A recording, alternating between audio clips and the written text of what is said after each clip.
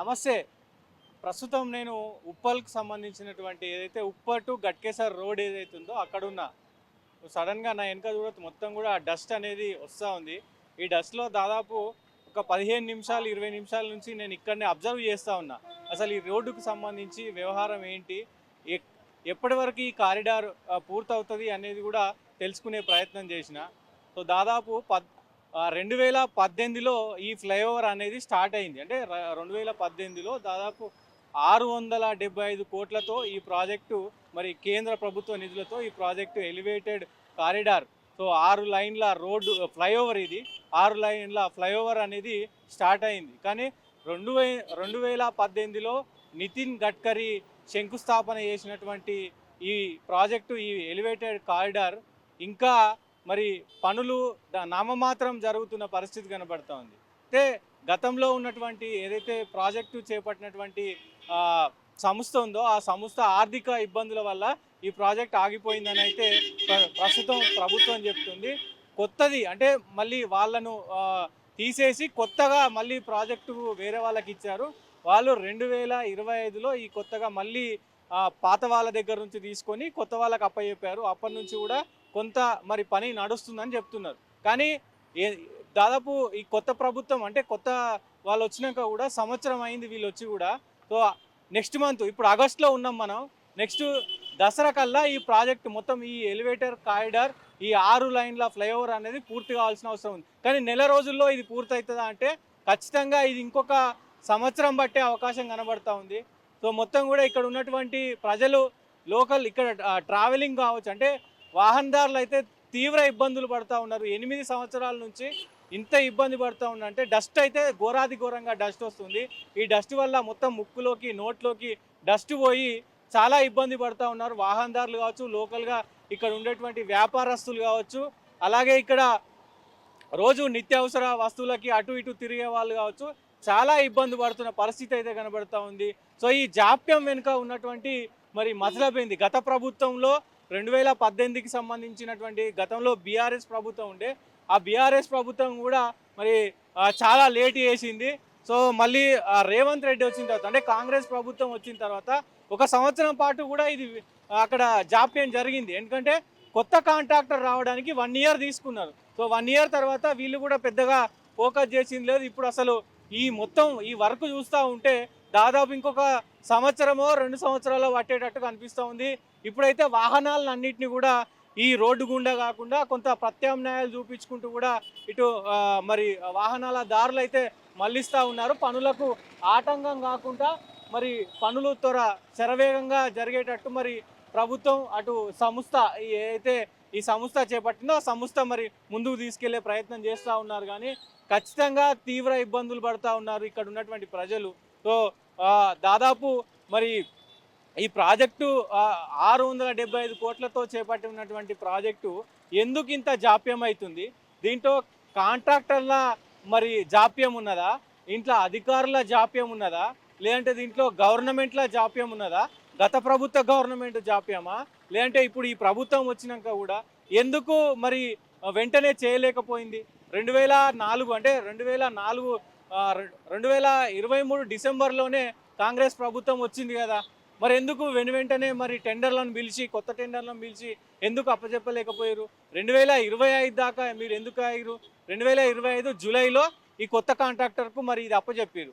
So ఎందుకు ఇంత జాప్యం జరిగింది? సో ఈ కాంట్రాక్టర్ వచ్చినాక కూడా మరి కొత్త కాంట్రాక్టర్ ఏం చెప్పిండయా అంటే సో ఇప్పుడు ప్రస్తుతం మనం ఉన్నటువంటి ఈ నెలలో అంటే సెప్టెంబర్ నెలలో దసరా వరకు మొత్తం కంప్లీట్ చేసి వాహనాలు ఫ్లైఓవర్ నుంచే పోయే విధంగా మీకు మొత్తం అప్పచెప్తానని మరి ఆ కాంట్రాక్టర్ చెప్పిండు. సో ఇప్పుడు పనులు చూస్తే ఇక్కడ ఒక 10% కూడా జరగలే. ఈ సంవత్సరంలో ఒక 10% కూడా పనులు జరగలే. తవ్వకాలు జరుగుతున్నాయి, కొంత మేర పనులు జరుగుతున్నాయి, కానీ అనుకున్నంత స్థాయిలో మరి పనులు జరగట్లేదు. అసలు ఏంటి ఈ పనులు జరగకపోవడానికి ప్రధాన కారణాలు ఏంటి? ఎందుకు ప్రజల ఇబ్బందులు, ప్రజల ఇక్కట్లు మరి ప్రభుత్వాలకు కానీ కాంట్రాక్టర్లకు కానీ అక్కర్లేదా? ప్రజలు ఇంత తీవ్ర ఇబ్బందులు పడుతూ ఉంటే, వాహనదారులు ఇంత ఇబ్బంది పడుతూ ఉంటే ప్రజల కోసం ఎన్నుకున్నటువంటి అధికారులు ఇక్కడ లోకల్గా ఉన్నటువంటి ఎమ్మెల్యే ఏం చేస్తుండ్రు, లోకల్గా ఉన్నటువంటి మొత్తం అధికారులు ఏం చేస్తూ ఉన్నారు అనేది కొంత ప్రశ్నార్థకంగా మారిన పరిస్థితి కనబడుతూ ఉంది. ఎంత దయనీయమైన పరిస్థితి అండి ఇది. సో ఇక్కడ మొత్తం కళ్ళు మూసుకొని నడిచే పరిస్థితి కనబడతా ఉంది. సో మీరు ఇక్కడ అటు నుంచి వస్తున్నటువంటి వాహనదారుని చూడొచ్చు. మొత్తం కళ్ళు మూసుకొని హెల్మెట్ పెట్టుకున్నా సరే కళ్ళలోకి మరి మొత్తం డస్ట్ పోతున్న పరిస్థితి కనబడతా ఉంది. సో అడిగి తెలుసుకునే ప్రయత్నం చేద్దాం. సరే ఈ ఫ్లైఓవర్ వల్ల మీకు ఏమన్నా అంటే చాలా చాలా ఇబ్బంది ఉందండి పాదచారులకు, వెహికల్స్ వాళ్ళకు. అధికారులు ఏం చేస్తున్నారు? ఏం లేదు. ప్రజా వాళ్ళు ఏం చేస్తామని చెప్పినది ఒకటే, వాళ్ళు చేయరు. రేవంత్ రెడ్డి దగ్గర బడ్జెట్ లేదని చెప్తాడు. ఏ ప్రభుత్వాలు ఉన్నా ప్రజల ఇబ్బందులు పట్టించుకునే ప్రభుత్వాలు ఏవీ లేవు. ఏ ప్రభుత్వం కూడా లేదు. చాలా ఇప్పటికి 3 months పూర్తి చేస్తా ఉన్నారు. 3 months అయిపోయింది, పూర్తి చేయాలి. ఇది ఎక్కడనే ఉంది. ఇంకా ఏడేసిన గొంగడ ఆడనే ఉన్నట్టుంది. ఇంకా రేవంత్ రెడ్డి ప్రభుత్వం అలా ఉంది. రేవంత్ రెడ్డి కాదు, ఏ ప్రభుత్వం వచ్చినా ప్రజల ఇబ్బందులు పట్టించుకునే ప్రభుత్వాలు ఏవి లేవు నుంచి కదా ఇది మొత్తం. అవును, అప్పటి నుంచే నడుస్తూ ఉంది. ఇప్పటి వరకు ఏది చక్కగా పట్టించుకున్న నాదుడే లేడు. ఏ ప్రభుత్వం కూడా పట్టించుకున్న నాదుడే లేదు. వస్తారు వాళ్ళు ఏమంటారు, అవుతుంది, పూర్తి అవుతుంది, చేస్తామని చెప్పి అంటారు వాళ్ళు, అంతే తప్ప ఇక ఇంతవరకు కంప్లీట్ చేస్తామని చెప్పినది లేదు. ప్రజలకైతే మాత్రం చాలా ఇబ్బందులు దీనివల్ల. ఇది పరిస్థితి.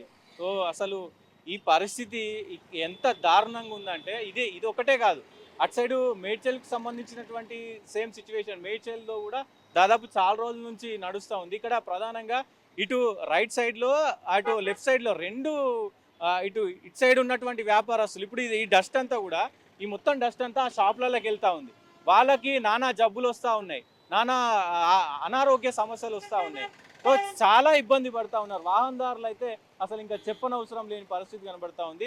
సో కొంతమంది ఆటోకి సంబంధించినటువంటి వాళ్ళని అడిగి తెలుసుకునే ప్రయత్నం చేద్దాం. చూడొచ్చు డస్ట్ ఎంత పరిస్థితి ఉంది ఇక్కడ. మొత్తం దుమ్ము ధూళి కళ్ళలోకి పోతా ఉంది, నోట్లోకి పోయి మొత్తం లంగ్స్, మొత్తం ఈ వ్యవస్థ అంతా ఖరాబ్ అయ్యే అవకాశం ఉంటుంది కదా, హాస్పిటల్లోకి పోయే అవకాశం ఉంటుంది కదా. పేద ప్రజలు అంటే ప్రజల కోసం ఎన్నుకోబడ్డటువంటి ప్రభుత్వాలు ఎందుకు ప్రజలను అంటే ఎన్నుకున్న తర్వాత ప్రజలను విడిచిపెట్టి ప్రజలు ఓట్ల అవసరం ఉన్నప్పుడే ప్రజల అవసరము, ఓట్లు లేకపోతే ప్రజలతో మాకు అవసరం లేరు అనే విధంగా ఖచ్చితంగా ఇక్కడ మరి ఏ ప్రభుత్వాలైనా ఏ రాజకీయ నాయకులైనా ఆ ప్రభుత్వం ఈ ప్రభుత్వం ఆ ప్రభుత్వం అని కాదు, అక్కడ కేంద్ర ప్రభుత్వం అయినా ఇక్కడ రాష్ట్ర ప్రభుత్వాలైనా ఏ రాజకీయ నాయకులైనా వాళ్ళు ఓట్ల కోసం మాత్రమే ప్రజల అవసరము. 8 సంవత్సరాల నుంచి ఇంట్లో ఇబ్బందులు పడతా ఉంటే ఎందుకు మీ దృష్టికి వస్తలేదా, మీకు కనబడతలేదా వాళ్ళ బాధలు? ఇక్కడ ఒక 20 నిమిషాలు ఉన్నందుకే మొత్తం ముక్కులోకి పోయింది, నోట్లోకి పోయింది. ఇక్కడ నుండి మనం ఈ మొత్తం ఇది చేయాలంటే కూడా చాలా ఇబ్బంది ఉన్న పరిస్థితి ఉంది. చాలా డస్ట్ వస్తూ ఉంది. సో ఇక్కడ నిరంతరం ఇక్కడే షాపులు పెట్టుకొని ఇక్కడ వ్యాపారాలు నడిపించుకునే వాళ్ళ పరిస్థితి ఏంటండి? వాళ్ళకి ఏమన్నా అయితే వాళ్ళ ఫ్యామిలీల పరిస్థితి ఏందండి? సో కొంచెమైనా చిత్తశుద్ధి ఉండాలిగా ప్రభుత్వాలకి, అధికారులకి. ఈ కాంట్రాక్ట్ పట్టుకున్న కాంట్రాక్టర్కి ఏమైనా సిద్ధశుద్ధి ఉండాలి కదా. అసలు అంటే నెక్స్ట్ మంత్ ఇది పూర్తి అవ్వాలా. మొత్తం కారిడారు నారపల్లి అంటే ఇక్కడ ఉప్పల్ టు నారపల్లి వరకు 6.4 కిలోమీటర్ల వరకు ఇది పూర్తి కావాలి. ఎక్కడైందండి? అసలు ఒక 10% కూడా పని ఇంకా ఇప్పటి వరకు స్టార్ట్ కాలే. సో దాదాపు వీళ్ళు చేస్తున్న పని ప్రకారం అయితే ఇంకొక 2 సంవత్సరాలు అంటే 2026, 27, 28లో పూర్తయ్యే అవకాశాలు కనిపిస్తూ ఉన్నాయి. ఇదే రకంగా పనులు జరిగితే కనుక. సో జరగకపోతే మరి ఏ 28, 29 అవుతుందో కాదో. మరి ఈ 8 సంవత్సరాలు ఇట్లా గడిచిపోయింది. మరి ఇంకొక 2 సంవత్సరాలు చేస్తారా, మరి ఇంకొక 4 సంవత్సరాలు చేస్తారా? మరి ఇక ఆ ప్రజా నాయకులకే ఎరుక, ఆ రాజకీయ నాయకులకే ఎరుక, మరి ప్రభుత్వాలకే ఎరుక. సో ఇక్కడ కొంతమంది ఆటో వాళ్ళని అడిగే ప్రయత్నం చేద్దాం. సో ఎంత ఇబ్బంది పడుతున్నారు ఏంటి అనేది కూడా సో ఇక్కడ అర్థమవుతుంది. చాలా పరిస్థితి ఘోరంగా ఉంది. ఈ ఫ్లైఓవర్కి సంబంధించి ఏం చెప్తారు మీరు? చాలా రోజులు అవుతుందిగా డిలే అయ్యి. చెప్పరా ఎట్లా ఉందన్న పరిస్థితి? సో ఎందుకు మీకు ప్రాబ్లం అవుతుందా? డస్ట్ వస్తున్నట్టుందిగా ఘోరంగా. వస్తే ఏం చేస్తాం? 8 సంవత్సరాల నుంచి ఇదే పరిస్థితి. 8 సంవత్సరాల నుంచి ఇదే పరిస్థితి. అధికారులు ఏమంటారు? నిర్లక్ష్యం చేస్తున్నారు. వాళ్ళు పని వర్కులు సరిగా నడుస్తలేవు, పని చేయక. ఇప్పుడు పబ్లిక్ నష్టము, మన ఆటో డ్రైవర్లకు నష్టము. ఎప్పుడు అయిపోతుందని చెప్పారు? అసలు ఇప్పుడు 1 yearలో అయిపోతామని చెప్పారు. 2 సంవత్సరాలు 3 సంవత్సరాలు అసలు 7 సంవత్సరాలు 6 సంవత్సరాలకు వచ్చి ఇంతవరకు పని కాకపోయా. ఇంకా ఆఖరికి వస్తే ఎక్కడ పోకుండా చేయకుండా కొత్త వాళ్ళు వస్తే ఆగమైపోతుంది ఈ రింగ్ రోడ్లో. దాని గురించి చాలా అదవుతుంది, ఇబ్బంది అవుతుంది. పబ్లిక్ చాలా బాధపడుతున్నారు. ఇక ప్రతి ఒక్కరికి ఇబ్బంది, దుమ్ము ఘోరంగా వస్తుంది, పెద్ద అదవుతుంది ఇక్కడ అట్లా. సో ఇది పరిస్థితి. అందరూ అంటే ప్రధానంగా ఇక్కడ ఈ ఈ ఫ్లైఓవర్ గురించి ఏం చెప్తారు? చాలా రోజులు అవుతుంది పెండింగ్. అది ఎప్పుడు కాదు, అవుతుందా? నమ్మకం ఉందా? 8 సంవత్సరాలు ఇప్పుడైతే కదా తెలియదు, సచివాలయం కూడా బతికాడు ఇంత ఫుల్ ట్రాఫిక్ ఇప్పటికీ. బాగా యాక్సిడెంట్లు కూడా అయినట్టుగా ఈ దుమ్ము అయితే ఈ దుమ్ము వల్ల మొత్తం అంత అవుతాయి కంపల్సరీ. ఏం చెప్తారు మరి ప్రభుత్వ అధికారులు ఏమంటారు? ఇప్పటికి 2-3 ప్రభుత్వాలు మారినాయి ఇప్పటికి, అయినా అవుతుంది అది. కాంట్రాక్టర్లు మారిండు. ఈ ఎప్పుడైతే కదా సచివాలయం కూడా బతికాడు అద్దెలేదు తెలియదు. నమ్మకం లేదా? నమ్మకం లేదు అసలు ఇప్పటికి. ఇప్పుడు ఏ ఆయన కొత్త కాంట్రాక్టర్ వచ్చినాక ఇప్పుడు నెక్స్ట్ మంత్ దసరా వరకు కంప్లీట్ చేస్తా అని చెప్పి తీసుకుండు కాంట్రాక్టర్. ఏమో తెలియదు అది అద్దెనికి అవకాశం లేవు. దసరా కాదు అసలు అక్కడ పని చేస్తే వెళ్తుంది. ఓకే, పని అవుతుందా రెగ్యులర్ గా? మరి మీకు పని జరుగుతుందా? నడచలేదు, ఇక్కడ వర్క్ ఏం కనబడతలేదు. ఏ కాంటాక్ట్స్ ఎవరు ఉన్నారో ఎవరు లేరో మనకు తెలియదు. కాంట్రాక్టర్ 2025 జూలైలో తీసుకుండు ఆయన. ఇప్పుడు సెప్టెంబర్లో ఇస్తా అన్నాడు దసరాకి కంప్లీట్ చేసి. ఇంతవరకు అయితే ఏం లేదన్న, వర్క్ ఏం నడచలేదు. పరిస్థితి 8 సంవత్సరాల నుంచి అట్లనే ఉందా అన్న, డస్ట్ డస్ట్ కాంటాక్ట్ నడచలేదు, అటు ఇటు చూస్తూనే ఉన్నాము, ఏం నడచలేదు. ఇబ్బందులు వస్తలేవా? అంటే చాలా ఇబ్బందులు అవుతున్నాయి, యాక్సిడెంట్లు అవుతున్నాయి, ఇక్కడ యాక్సిడెంట్లు బాగా అవుతున్నాయి. ఇటు రోడ్లు అటు ఇటు ఉంటాయి కదా. మరి మీ యూనియన్ వాళ్ళు కావచ్చు ఇక్కడ మరి అధికారులకు చెప్తలేరా ఇట్లా ప్రాబ్లం అయితే? ఏం చెప్తున్నాం కానీ వాళ్ళు ఏం చేస్తారు అన్న, యాక్సిడెంట్ అయినా కానీ ఇటు ఒకరు అటు ఒకరు. ఇప్పుడు పోలీసు వాళ్ళకి కూడా చెప్తున్నాం ఇక్కడ ఆపకండి అని చెప్పేసి, అట్లా కూడా చెప్తున్నాం, అవుతుంది. నమ్మకం అయితే లేదు. నమ్మకం అయితే లేదు, అవుతుందని కాన్ఫిడెంట్ అయితే లేదు. సో ఇది పరిస్థితి. ఎంతకంటే నమ్మకం లేదు. ఓకే, ఎప్పుడైతే అయిపోయింది మీ దుస్థితి. పరిస్థితి మీ మీద నమ్మకం లేకుండా పోయింది. దుమ్ముతో 8 సంవత్సరాలు సాహసం చేస్తూ ఉన్నారు. సో వాళ్ళ లైఫ్లో అంటే వాళ్ళ డైలీ లైఫ్లో అది కూడా ఒక భాగం అయిపోయింది. సో అంటే మనం ఇక్కడ ఉన్నందుకు, ఈ ఉప్పల్ పరిసర ప్రాంతాల్లో ఉన్నందుకు ఇక ఈ దుమ్ముతో మనం సాహసం చేయాల్సిందే. అది మనకు అంటే డైలీ దినచర్యలో భాగంగా ఆ దుమ్ము కూడా ఒక దినచర్యనే అని వాళ్ళు ఫిక్స్ అయిపోయారు. ఈ ప్రభుత్వాల మీద కానీ ఈ కాంట్రాక్టర్ల మీద కానీ నమ్మకం లేదు. ఇప్పుడు ఇంకొక 1 ఇయర్కు 2 ఇయర్కి అవుతుందని కూడా నమ్మకం లేకుండా పోయిన పరిస్థితి కనబడతా ఉంది. ఎంత దయనీయమైన పరిస్థితి కనబడతా ఉంది. ప్రజల దగ్గరకు వచ్చి ఒక్కసారి ఇక్కడ నిలబడి సో ఈ ఫ్లైఓవర్ గురించి అడగండి. ఏ రాజకీయ నాయకులైనా, ఎమ్మెల్యేలు కావచ్చు, కార్పొరేటర్లు కావచ్చు, కౌన్సిలర్లు కావచ్చు, ఏ ఒక్క ప్రజాప్రతినిధి అయినా, ఏ ఒక్క ఉద్యోగి అయినా, అంటే గవర్నమెంట్కి సంబంధించినటువంటి ఉద్యోగి అయినా ఇక్కడికి వచ్చి వాళ్ళ పరిస్థితి చూస్తే మీకు కార్లలో తిరిగానే అయిపోదు కదా. మీ కార్ల పెద్ద కార్లు ఉంటాయి, లగ్జరీ కార్లు ఉంటాయి, మీరు గ్లాసులు వేసుకొని వెళ్ళిపోతారు. మరి పేద ప్రజల సంగతి ఏంది? ఇక్కడ బిజినెస్లు చేసుకునే వాళ్ళ సంగతి ఏంది? సో అక్కడ మొత్తం షాప్స్ ఉన్నాయి. సో అన్ని రకరకాల బిజినెస్లు, వ్యాపారాలు చేసుకునే షాప్స్ ఉన్నాయి, ఇటు సైడ్ షాప్స్ ఉన్నాయి. సో ఇక్కడ ఈ మొత్తం డస్ట్ అంతా కూడా ఆ షాపులలోకి వెళ్తూ ఉంది. వాళ్ళ వచ్చే పోయేటోళ్ళ మొత్తం నోట్లకి, ముక్కులకి ఆ లోపలికి వెళ్తూ ఉంది. వాళ్ళ హెల్త్లు ఖరాబ్ అవుతున్నాయి. సో ఒకటే మీ మీద వాళ్ళు నమ్మకం కోల్పోయిన పరిస్థితి కనబడతా ఉంది. సో ఏం సమాధానం చెప్తారు? వచ్చే ఎన్నికల్లో ఇక్కడ నుంచి ఏదైనా ఎన్నిక వస్తే రేపు ఏం సమాధానం చెప్తారు? ఈ ప్రజలకు మీరు, ఈ ఉప్పల్ ప్రజలకు ఏం సమాధానం చెప్తారు? రాజకీయ నాయకులు ఏమైనా సమాధానం చెప్పే అవకాశం మీకు కనబడతా ఉందా? సో ఖచ్చితంగా దీనిపైన దృష్టి పెట్టాలి. ఎంత తొందరగా వీలైతే అంత తొందరగా ఈ ప్రాజెక్ట్ను కంప్లీట్ చేయాలి. కేంద్ర ప్రభుత్వం, రాష్ట్ర ప్రభుత్వం, 2 ప్రభుత్వాలు కూడా సమన్వయం చేసుకొని ఖచ్చితంగా ఈ ప్రాజెక్టును అతి తొందరలో ఎంత వీలైతే అంత తొందరగా మరి ప్రాజెక్టును కంప్లీట్ చేసే బాధ్యత మీ పైన ఉన్నది కాబట్టి సో చేయాలి. ఎందుకంటే ప్రజలు రోజు రోజుకి నమ్మకం కోల్పోతూ ఉన్నారు. ఇక్కడ ఆటోకి సంబంధించినటువంటి వాళ్ళు కావచ్చు, ఇక్కడ స్టూడెంట్స్ అంటే డైలీ కాలేజీలకి వేరే ఇతరత్ర జాబ్లకి వెళ్ళే వాళ్ళైతే రోజు ఇబ్బందులు పడుతూ ఉన్నారు. 8 సంవత్సరాల నుంచి కూడా వాళ్ళ దినచర్య అయిపోయింది.